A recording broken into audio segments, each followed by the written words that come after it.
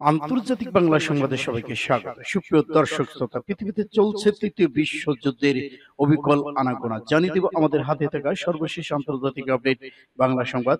শুরুতেই থাকছে সংবাদ শিরোনাম, এরপর জানাবো বিস্তারিত। ইসরায়েলকে লক্ষ্য করে হামাসের 17 রকেট নিক্ষেপ।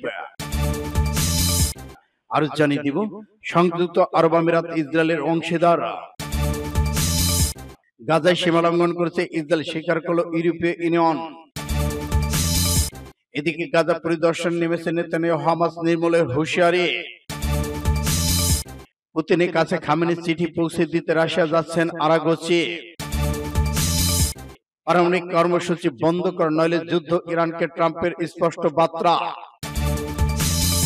এদিকে ক্ষেপণাস্ত্র ড্রোন হামলা, ইসরায়েল লক্ষ্যবস্তু মার্কিন ডেস্ট্রয়ার কাঁপিয়ে দিল ইয়েমেন। এবং সর্বশেষে জানিয়ে দিব ইসরায়েলের বিরুদ্ধে অপারেশন 2.3 চালানোর হুঁশিয়ারি ইরানের। এতক্ষণ শুনছিলেন সংবাদ শিরোনাম, এখন বিস্তারিত থাকবে। এই ভিডিওটিতে একটি লাইক দিন এবং জানিয়ে দিন আপনি কোন জেলা থেকে বা কোথা থেকে আমাদের সাথে যুক্ত রয়েছেন। ইরান ইসরায়েল যুদ্ধের আপডেট সংবাদ হাতে পেতে চ্যানেলটি সাবস্ক্রাইব করুন, আমাদের সঙ্গে থাকুন এবং জানিয়ে দিন আপনাদের মূল্যবান মতামত। ধন্যবাদ। ইসরায়েলকে লক্ষ্য করে হামাসের 17 রকেট নিক্ষেপ, লক্ষ্যবস্তুতে আঘাত। ফিলিস্তিনে ইসলাম প্রতিরোধ আন্দোলন হামাসের সামরিক শাখা ইজ্জাদ্দিন কাসাম ব্রিগেড ঘোষণা করেছে তারা ইহুদিবাদী ইসরায়েলে অব্যাহত গণহত্যা বর্বরতার জবাবে অধিকৃত আশদোদ এবং আশকেলন শহরের রকেট নিক্ষেপ করেছে। ইহুদিবাদী গণমাধ্যম জানিয়েছে গাজা উপত্যকা থেকে আশদোদের দিকে 60টি এবং লাচিস এলাকার দিকে 10টি রকেট নিক্ষেপ করা হয়েছে। বলা হচ্ছে ক্ষেপণাস্ত্রগুলো নির্ধারিত লক্ষ্যবস্তুতে আঘাত করেছে। এছাড়া ইসরায়েলি সেনাবাহিনী গাজা থেকে ছোড়া সব রকেট মোকাবেলা সম্ভব হয়নি বলে স্বীকার করেছেন।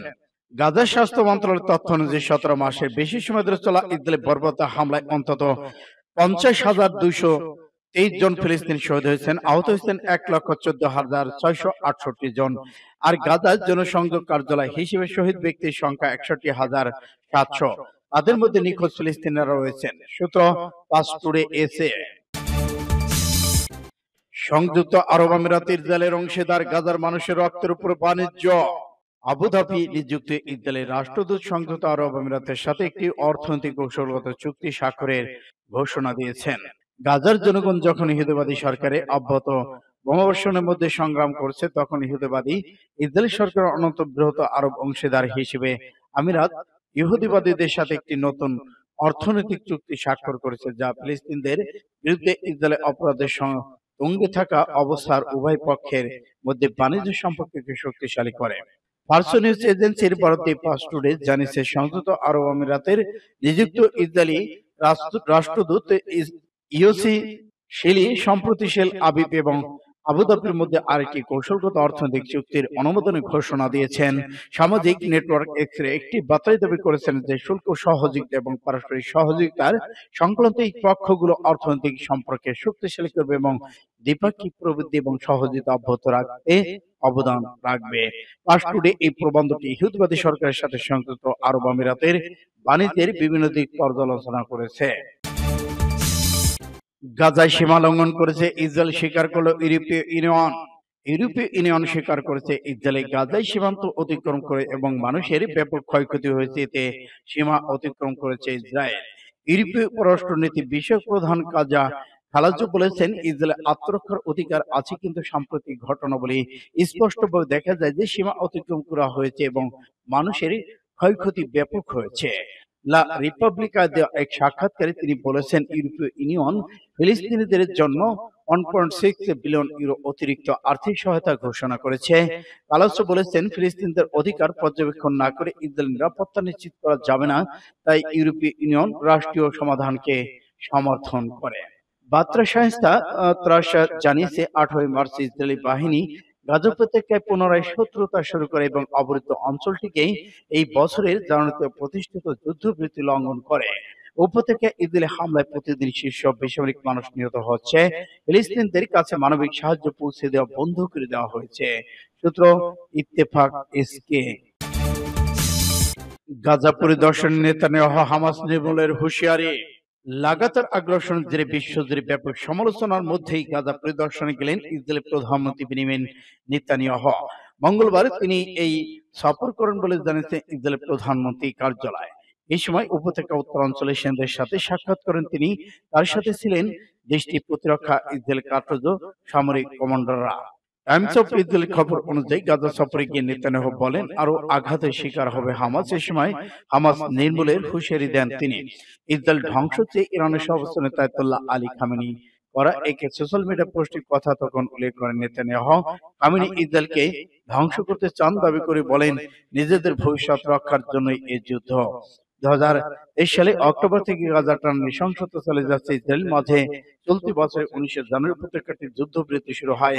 18 মার্চে সেই যুদ্ধবিরতি ভেঙে আবার ব্যাপক হামলা শুরু করে ইসরায়েল বাহিনী। তখন থেকে গাজার বড় অংশ দখল করেছে তারা। হামলা থেকে প্রাণ বাঁচাতে আবারও বাড়িঘর ছেড়ে পালানো শুরু করেছে ফিলিস্তিনিরা। সূত্র ইন্ডিয়া টুডে। পুতিনের কাছে খামেনির চিঠি পৌঁছে দিতে রাশিয়া যাচ্ছে আরাগচি। রাশিয়ার প্রেসিডেন্ট ভ্লাদিমির পুতিনের কাছে একটি চিঠি লিখেছেন ইরানের সর্বোচ্চ নেতা আয়াতুল্লাহ আলী খামেনি। এই চিঠি জমা দেওয়ার জন্য রাশিয়া সফরে যাচ্ছেন ইরানের পররাষ্ট্রমন্ত্রী আব্বাস আরাগচি। বুধবার মন্ত্রিসভার বৈঠকে ফাঁকে রাশিয়ার সফর নিয়ে আব্বাস আরাগচি সাংবাদিকদের বলেন, রাশিয়া আমার ভ্রমণের উদ্দেশ্য হলো পুতিনের কাছে নেতার লিখিত বার্তা পৌঁছে দেওয়া, যা তার সাথে সাক্ষাতের সময় পৌঁছে দেওয়া হবে। এর আগে গত সোমবার ইরানের পররাষ্ট্র মন্ত্রণালয়ের মুখপাত্র ইসমাইল বাঘাইকানি ঘোষণা করেন আরাগচি এই সপ্তাহের শেষের দিকে রাশিয়া যাবেন, যা পূর্বে নির্ধারিত ছিল।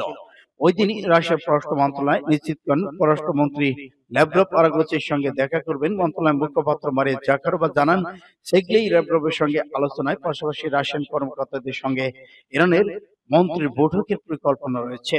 ইরান রাশিয়ার ব্যাপক কৌশলগত চুক্তি সম্পর্কে বাঘাই নিশ্চিত করেছেন এটি রাশিয়ান প্রেসিডেন্ট ডোমার পাস হয়েছে এবং এখনই ইরানের আইন প্রণয়ন প্রক্রিয়ার মধ্য দিয়ে যাচ্ছে। এটি পররাষ্ট্র মন্ত্রণালয়ের অগ্রাধিকার ছিল। সূত্র ইত্তেফাক এসকে। পারমাণবিক কর্মসূচি বন্ধ করো নইলে যুদ্ধ, ইরানকে ট্রাম্পের স্পষ্ট বার্তা। ইরান যদি পারমাণবিক কর্মসূচি পরিত্যাগ না করে তাহলে তাদের পারমাণবিক স্থাপনাগুলোর উপর সামরিক হামলা চালানো হবে, এমন হুঁশিয়ারি দিয়েছে যুক্তরাষ্ট্রের প্রেসিডেন্ট ডোনাল্ড ট্রাম্প। সোমবার এক সংবাদ সম্মেলনে ট্রাম্প বলেছেন, ইরানকে পারমাণবিক অস্ত্রের ধারণা থেকে সরে আসতে হবে। তারা কোনোভাবেই পারমাণবিক অস্ত্র রাখতে পারবে না। এই মন্তব্য তিনি করেন এমন সময় যখন ওমানে যুক্তরাষ্ট্র ইরানের মধ্যে পরোক্ষ আলোচনা চলমান রয়েছে। আলোচনাকে উভয় পক্ষ ইতিবাচক গঠনমূলক হিসেবে অভিহিত করলেও ট্রাম্প মনে করেন ইরান আলোচনা অগ্রগতি না ঘটিয়ে শুধু সময় ক্ষেপণ করছে। অনুমানে অনুষ্ঠিত আলোচনায় অংশ নিয়েছেন যুক্তরাষ্ট্রের বিশেষ দূত স্টিভ উইটকফ এবং একজন জ্যেষ্ঠ ইরানি কর্মকর্তা। আলোচনা পরবর্তী পর্বে আবারও ওমানে অনুষ্ঠিত হওয়ার কথা রয়েছে চলতি সপ্তাহ শেষে। ক্ষেপণাস্ত্র ড্রোন হামলা, ইসরায়েল লক্ষ্যবস্তু মার্কিন ডেস্ট্রয়ার কাঁপিয়ে দিল ইয়েমেন। মার্কিন যুক্তরাষ্ট্রের অবিরাম বোমাবর্ষণ সত্ত্বেও ফিলিস্তিনিদের প্রতি অটল সমর্থনে তেল আবিবের কাছে ইসরায়েলি সামরিক লক্ষ্যবস্তু এবং দুটি মার্কিন ডেস্ট্রয়ারে সফল ক্ষেপণাস্ত্র ড্রোন হামলা চালানোর দাবি করেছে ইয়েমেনি বাহিনী।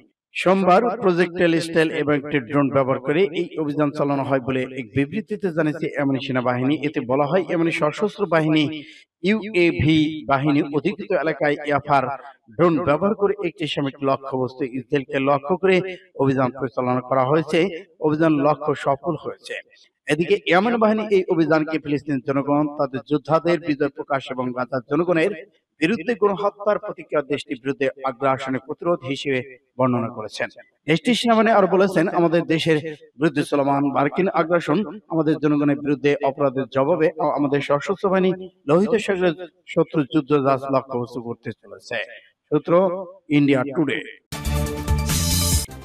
ইসরায়েলের বিরুদ্ধে অপারেশন ট্রু প্রমিস 3 চালানোর হুঁশিয়ারি।